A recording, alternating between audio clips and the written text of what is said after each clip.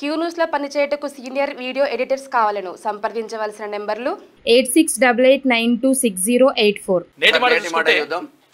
ఉచిత బస్సు ప్రయాణంలో కిక్కిరిసిపోతున్న జనాలు, ఉచితంగా చదువు అందించే బడుల్లో విద్యార్థులు లేక బోసిపోతున్న ప్రభుత్వ పాఠశాలలు, గంటలు ప్రయాణానికి వెంపర్లాడుతున్న ప్రజలు, ఒక్క విద్యార్థి భవిష్యత్తును మార్చే తరగతి గదుల్లో నిశ్శబ్ద ఛాయలు. ఎప్పుడో తప్పు జరుగుతుంది. సర్కారు పాఠశాలల మీద ప్రజలకు నమ్మకం లేకనా మేము మా పిల్లలను సర్కారు బడిలో చదివిపియకపోవడమా అనే అహంకారమా? అయితే ఈ సమాజం ఏం నేర్పుతుంది?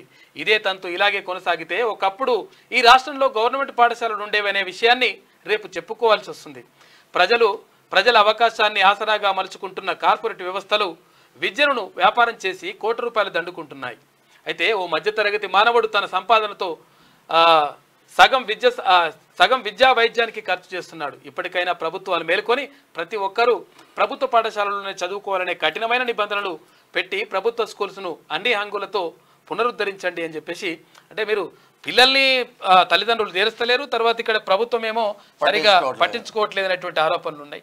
ఈ నేపథ్యంలో ప్రభుత్వ పాఠశాలలను అటు తర్వాత అయితే హాస్పిటల్స్ని రెండింటిని బలోపేతం చేయాల్సిన అవసరం 100% ఉంది. విద్యా వైద్యం ఫ్రీగా ఇస్తే ఈ ఉచితాలన్నీ అవసరం లేదు నిజంగా కూడా చెప్పాలంటే. ఇవన్నీ ఫారిన్ కంట్రీలలో కూడా 90% ప్రభుత్వ బడులే ఉంటున్నాయి కదా. మీకు వార్తలు రాయడం, విశ్లేషణ చేయడం వచ్చా? అన్యాయాన్ని ప్రశ్నించడం తెలుసా? ఇంకెందుకు ఆలస్యం? క్యూ న్యూస్ మిమ్మల్ని ఆహ్వానిస్తుంది. క్యూ న్యూస్లో పనిచేయటకు అనుభవం గల కంటెంట్ రైటర్స్ కావాలను సంప్రదించవలసిన నెంబర్లు 8688926084.